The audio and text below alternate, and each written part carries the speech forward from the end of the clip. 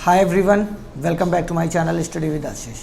बिहार शिक्षक भर्ती में बहुत सारी समस्याओं का सामना करना पड़ रहा है कैंडिडेट्स को। उन सभी समस्याओं पर हम आज यहाँ चर्चा करेंगे।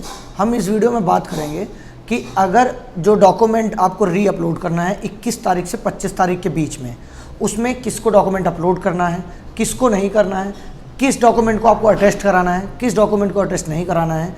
आपके किसी भी हम एक एक चीज़ की बात करेंगे इस वीडियो में। आधार कार्ड की गलती, डिजिटल सिग्नेचर की गलती, डॉक्यूमेंट अपलोड करना है या सर्टिफिकेट क्या है, डॉक्यूमेंट और सर्टिफिकेट क्वालिफिकेशंस क्लास 1 to 5 समझेंगे। सारी चीज़ों को हम इस वीडियो में कवर करने की कोशिश करेंगे, क्योंकि लगातार कमेंट्स के माध्यम से आप सब यही कह रहे हैं कि हमसे ये गलती हो गई है, किस प्रकार से सुधार करें, हमको करना है कि नहीं करना। हम यूपी के हैं, हम बिहार में रहते हैं या बिहार के हैं, हम कलकत्ता में हैं इस समय, तो क्या वहाँ से हम वेरीफाइड अटेस्ट करवा सकते हैं, या किसी बहुत सारी प्रकार की समस्याएं हैं। तो इन सब पर सीधे सीधे हम लोग बात करते हैं। तो चलिए वीडियो की शुरुआत करते हैं। अगर आपने चैनल को अभी तक सब्सक्राइब नहीं किया तो प्लीज़ चैनल को एक बार सब्सक्राइब कर दीजिए और ये वीडियो उन सभी तक शेयर करिए जिनको इसकी नीड है, जिनका डॉक्यूमेंट गलत हो गया है या जो बिहार शिक्षक भर्ती का एग्ज़ाम दिए हैं। तो चलिए सबसे पहले हम बात कर लेते हैं यहाँ पर किसको अटेस्ट कराना है, किसको अटेस्ट नहीं कराना। सबसे पहले वो समझें। देखिए, अगर दो नोटिस निकली थी दो चीज़ की, एक त्रुटिपूर्ण हो आपका डॉक्यूमेंट या रीडेबल नहीं हो, अपठनीय हो। मतलब कि समझ रहे हैं आप कि वो आप डॉक्यूमेंट खोलिए अपना, आप स्वयं अगर उसको नहीं पढ़ पा रहे हैं तब आपको ज़रूरत पड़ सकती है। लेकिन अगर आपका कोई त्रुटि भी नहीं है, आपका डॉक्यूमेंट एकदम रीडेबल है, फिर आपको कुछ भी करने की ज़रूरत नहीं है। आप एज इट इज़ उसको ऐसे रहने दीजिए। अब हम बात करते हैं जिनका त्रुटिपूर्ण है या जिनका अपठनीय है। ब्लर वालों की समस्या से शुरुआत करते हैं हम। देखिए, अगर आपका डॉक्यूमेंट ब्लर आ रहा है बहुत ज़्यादा, तो आपको क्या करना है, वहाँ पे जो भी ब्लर डॉक्यूमेंट है अगर आप खुद नहीं पढ़ पा रहे हैं तो आप ये मान के चलिए उसको आपको अटेस्ट करा के री अपलोड करना है। एक एक चीज़ें ध्यान से सुनते चलिए जिससे आपको बहुत ज़्यादा क्वेरी ना करना पड़े।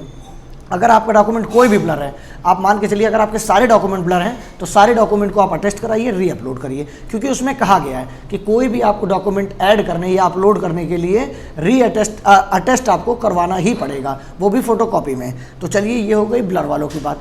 अब हम समझते हैं कि क्वालिफिकेशन क्लास 1 to 5 में आपको डॉक्यूमेंट और सर्टिफिकेट में क्या अपलोड करना है। बहुत बड़ी कन्फ्यूज़न हो गई है इसकी, तो आप ये जान के चलिए। जैसे आप अगर बिहार से हैं, बहुत ध्यान से समझिएगा चीज़ों को। अगर आप बिहार से हैं तो बिहार वालों को क्या करना है, क्लास 1 से 12 तक, मतलब जो भी वहाँ पे 12th प्लस DLED है, तो 12th का आपको उसमें लगाना है। 12th के बाद आपको DLED का नेक्स्ट स्टेप में अपलोड करना है। अब वो ऑप्शन आपका चौथे नंबर पे हो, छठवें नंबर पे हो, सातवें नंबर पे हो, इससे मैटर नहीं करता। मैंने आपको बताया क्वालिफिकेशन क्लास 1 से 5th की आपको उसमें क्या डालना है। उसके बाद नीचे आपको DLED, BEd या जो भी डालना था आपको डाले होंगे। फिलहाल के लिए सभी लोग DLED ही डाल रहे हैं। अब वहाँ सर्टिफिकेट और डॉक्यूमेंट का क्या मतलब हुआ। जैसे आपने अगर बिहार के हैं, आपने 12th का सर्टिफिकेट अपलोड कर दिया, कोई इशू नहीं है। अब आपको कुछ भी करने की ज़रूरत नहीं है उसमें। अगर आपने उसमें 12th की मार्कशीट डाल दी तो भी आपको कुछ भी करने की ज़रूरत नहीं है। वहाँ पर क्वालिफिकेशन पूछा गया है आपसे, तो आपने 12th प्लस DLED डाल दिया है तो कोई दिक्कत नहीं, आपने 12th के साथ DLED कर लिया। अब अदर स्टेट के साथ क्या समस्या आ रही है, उन्होंने 12th प्लस DLED कर दिया। अब वहाँ पर सीधा सीधा मेंशन है कि qualification for class 1 to 5th के लिए आपको अपलोड करना था। तो आप भी जानते हैं कि उत्तर प्रदेश में क्वालिफिकेशन क्या है। पहले आप 12th करेंगे, फिर आप ग्रेजुएशन करेंगे, फिर आपको DLED करना है। आप अगर DLED करेंगे तो ये मान के चलिए कि ग्रेजुएशन को आपको मार्कशीट में अपलोड करना है। समझ गए आप। मतलब जो क्वालिफिकेशन क्लास 1 से 5th की है, वहाँ पर आपको क्वालिफिकेशन में ग्रेजुएशन की मार्कशीट या सर्टिफिकेट अपलोड करना है। उसके बाद आपको अपना DLED का सर्टिफिकेट या मार्कशीट अपलोड कर देनी है। अगर आपने मार्कशीट या सर्टिफिकेट किसी भी समय का, और आपने बर्थ में जानते ही हैं, डेट ऑफ बर्थ को कंफर्म करने के लिए क्लास 10th की मार्कशीट लगेगी। उससे पहले आपने आधार कार्ड डाला होगा या फिर अपना आय प्रमाण पत्र, निवास प्रमाण पत्र, जाति प्रमाण पत्र। अभी हम आएंगे इस पे भी, आय प्रमाण पत्र और जाति प्रमाण पत्र, डिजिटल सिग्नेचर पे भी। तो आप ये चीज़ आई होप समझ गए होंगे सभी लोग एकदम क्लियर कट, कि आपको अगर आपने एक डॉक्यूमेंट कोई भी अपलोड कर दिया है अपना, चाहे वो मार्कशीट हो या आपका सर्टिफिकेट हो। लेकिन बिहार में क्या है, 12th प्लस DLED है, तो आपको वहाँ पर 12th की मार्कशीट अपलोड करनी है। और अदर स्टेट वाले जिन्होंने गलती कर दी है, ध्यान से समझिए। अगर आपने 12th प्लस DLED भर दिया और यूपी से हैं, तो आपको भी पता है कि यहाँ पर इस प्रकार की क्वालिफिकेशन नहीं होती। फिलहाल के लिए वहाँ 12th प्लस DLED माना जाता है, इसलिए आपको उसके ऊपर बहुत बड़ी कार्रवाई तो कोई नहीं होगी। लेकिन 21 तारीख से 25 तारीख के बीच में अगर आपको मौका मिलेगा तो आपको क्या करना है, आपको उसको एडिट करके री अपलोड कर देना है अटेस्ट करा के ग्रेजुएशन की मार्कशीट। और नहीं भी मिलता है तो आप उसके लिए एक एफिडेविट बना के डायरेक्ट डीवी में लेके जाइएगा, कोई भी समस्या नहीं आएगी। आई होप ये पॉइंट आपका क्लियर हो गया होगा कि आपको कोई भी समस्या नहीं आएगी, क्योंकि किसी प्रकार से आपने कुछ भी किया, बस आपका डॉक्यूमेंट फिलहाल जो अपलोड है वो रीडेबल हो और एकदम कोई उसमें गलती ना हो। गलती हो तो उसके लिए आप अब री अपलोड करिए अटेस्ट करा के, ठीक है। अगर वो मार्कशीट नहीं सुधार हो सकता या वो गलती सुधार योग्य नहीं है तो वहीं पर एक पॉइंट बनाकर नीचे लिख दीजिए, उसके बाद वहाँ पर स्टैम्प देन सिग्नेचर एंड उसको अटेस्ट करा कर री अपलोड कर दीजिए। अब हम आते हैं डिजिटल सिग्नेचर पर। जैसे बहुत सारे लोग का एनसीएल, आय प्रमाण पत्र या जाति प्रमाण पत्र जो भी बना है उसमें डिजिटल सिग्नेचर की समस्या सबकी आ रही है। देखिए, कोई डिजिटल सिग्नेचर होती नहीं है, पहली बात तो ये मान के चलिए। कहीं पे भी जैसे मान लीजिए मैं आपको कुछ बताने की कोशिश करूं, जैसे मेरा नाम आशीष है, मैं कोई अधिकारी हूं, ध्यान से समझिएगा। ये आपका एक सर्टिफिकेट हो गया, मान लीजिए ये आपका सर्टिफिकेट हो गया, मान लीजिए ये पूरा आय प्रमाण जाति, यहीं पर आपको मेंशन रहेगा डिजिटल सिग्नेचर बाय आशीष। जैसे मैं अधिकारी हूँ, वहाँ पर साइन नहीं रहेगी मेरी, वहाँ पर सीधा सीधा मेंशन रहेगा और उसके नीचे टाइम एंड डेट रहेगा, वो आपका डिजिटल वेरीफाइड है। फिर आपको किसी भी सिग्नेचर को खोजने की ज़रूरत नहीं है। मतलब आप समझ गए ना, आपका डिजिटल साइन बाई अगर आशीष लिखा है, जैसे कोई अधिकारी का नाम आशीष है, उसने आपका वेरीफाई कर दिया है, उसमें किसी प्रकार की सिग्नेचर नहीं बनी रहेगी। जैसे हम लोग सिग्नेचर देखते, बस वहाँ पर उनका नाम मेंशन रहेगा, आगे लिखा रहेगा डिजिटल साइन बाई आशीष। अगर इतनी चीज़ें तो आपको एक पैसे की टेंशन नहीं लेनी, ना आपको री अपलोड करना है, ना आपको नया बनवाना है, ना आपको उसमें कोई सुधार करने की ज़रूरत है। हाँ, उसके अंदर अगर आपका नाम गलत है, आपके पिता का नाम गलत है, आपकी माता जी का नाम गलत है या एड्रेस गलत है, इन सभी के लिए आपको एक पॉइंट बनाना है। पॉइंट के साथ साथ आपको वहाँ पे मेंशन करके उसको री अटेस्ट करवा के, उसको अटेस्ट करवा के री अपलोड कर देना है। आई होप सिग्नेचर की प्रॉब्लम आप आय जाति प्रमाण वाला समझ गए होंगे। अब यहाँ पर हम बात कर लेते हैं कि जो भी बच्चे कंफ्यूज हो रहे हैं बहुत ज़्यादा बड़ी मात्रा में कि हमें क्या अपलोड करना है, क्या नहीं अपलोड करना है, क्या हम फिर से सारा डॉक्यूमेंट अपलोड कर दें। नहीं, आपको सारा डॉक्यूमेंट नहीं अपलोड करना है। जो आपकी गलत डॉक्यूमेंट हो उसको आपको अटेस्ट करवा के अपलोड करना है, और आपका जो डॉक्यूमेंट ब्लर आ रहा हो उसको अपलोड करना है, ठीक है। OMR की बात कर लेते हैं। बहुत सारे लोग आरोप प्रत्यारोप लगा रहे हैं कि OMR साथ छेड़छाड़ नहीं करना चाहिए। फिलहाल के लिए जिन बच्चों का गलती हुई है, कंपटीशन है, हम भी जानते हैं, आप भी जान रहे हैं, लेकिन अगर माननीय अतुल जी थोड़ा मौका दे रहे हैं तो आपको इस तरह ब्लेम करने का कोई अधिकार नहीं है। इतना बड़ा पेपर हुआ, कहीं भी कुछ सुनने को नहीं मिला। यूपीपीसीएस का मेंस का एडमिट कार्ड जारी किया है, मेंस से क्वालिफाइड 157 बच्चों को बाहर कर दिया गया है। अगर इस प्रकार किया जाता तो शायद आप आंदोलन कर देते। तो इतने अच्छे अधिकारी मिलना बहुत ही मुश्किल होता है, और 500 लोग 50 लोग चले जाते हैं यूपीपीसीएस आयोग, अध्यक्ष जी मुलाकात नहीं करते हैं। तो अतुल जी का बहुत बहुत धन्यवाद है, माननीय बीपीएससी चेयरमैन साहब का, और इस समय पूरे भारत में सबसे अच्छा काम कर रहे हैं माननीय चेयरमैन साहब। तो चलिए ये बात तो हो गई। अब डॉक्यूमेंट वेरिफिकेशन की बात कर लेते हैं हम। आप समझ गए होंगे सर्टिफिकेट वाली प्रॉब्लम, आप समझ गए होंगे अपनी ब्लर वाली प्रॉब्लम। अब स्पेलिंग एरर आपकी अगर किसी मार्कशीट में है, किसी डॉक्यूमेंट में है, आधार कार्ड में है या कहीं कुछ भी है, उसके लिए आपको क्या करना है, एक आपको उसी जो डॉक्यूमेंट है उसकी जेरॉक्स करवानी है, और मेरी रिक्वेस्ट है आप सभी से कि कलर फोटोकॉपी कराइए, जिससे दोबारा अपलोड करने के बाद ये मौका भी ना रहे आपको कि आप नहीं पढ़ पा रहे हैं इन चीज़ों को। समझ रहे होंगे आई होप। और जो भी बच्चे हैं, जो भी कैंडिडेट्स हैं, वो अगर बाहर हैं अदर स्टेट में, जैसे यूपी से हम हैं, मान लीजिए बिहार का पेपर हमने दिया है, अब हमको अटेस्ट कराना है, तो हमें बिहार जाके अटेस्ट नहीं कराना है।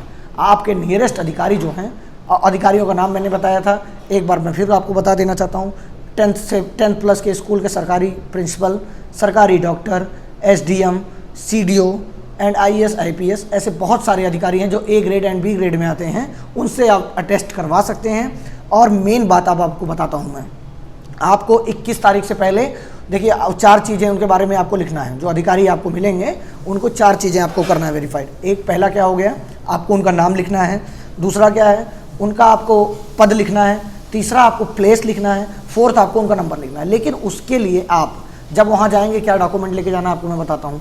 आप अपना original certificate, then xerox copy, उसको ले जाएंगे। जीरोक्स कॉपी पे सबसे बड़ी बात जान लीजिए, किसी को भी अपने ओरिजिनल डॉक्यूमेंट पर नहीं कराना है अटेस्ट। बहुत सारी कन्फ्यूज़न है इस चीज़ को लेके, तो ये मान के चलिए कोई भी अटेस्टिंग अगर होती है तो वो ओरिजिनल डॉक्यूमेंट पे नहीं होती है, आपको अपनी जीरोक्स कॉपी पर कराना है। इसीलिए मैं कह रहा हूँ कलर कॉपी कराइए, उस पर जाके अटेस्ट कराइए, वहाँ ले जाएंगे ओरिजिनल, उसके साथ वो आपका अटेस्ट कर देंगे। अब आपको ये जो 4 चीज़ मैंने बताया, इसको आपको एक सादे पेज में नोट करना है। 21 तारीख को जब पोर्टल खुलेगा डैशबोर्ड, अगर वहाँ पर कोई अलग से सेक्शन मिलता है हमें कि आप गेस्टेड ऑफिसर का यहाँ पर नाम, पद और स्थान और मोबाइल नंबर फीड कर दीजिए, तो वहाँ पे आपको फीड कर देना। अगर नहीं मिलता है तो आपको उसी पे जहाँ पे स्टैम्प हुआ है उसी के नीचे आपको उनका नाम, पद, स्थान, देन मोबाइल नंबर आपको लिख देना है।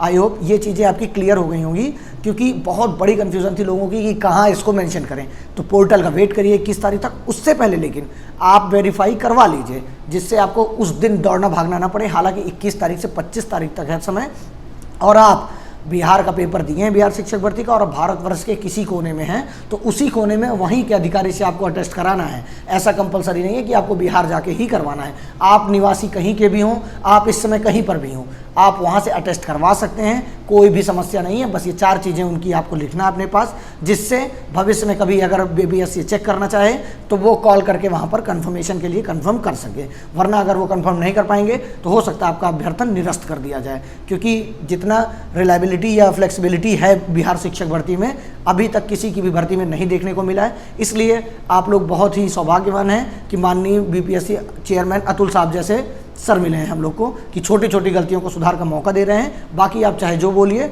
उससे फ़र्क नहीं पड़ता है, ना उनको ना किसी को भी आपके बोलने से।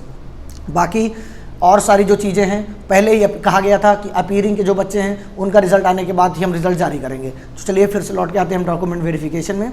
अपीयरिंग के जो बच्चे हैं, अब DLED अपीयरिंग हो या सीटेट अपीयरिंग हो, उन्होंने एडमिट कार्ड या कुछ भी अपलोड किया था।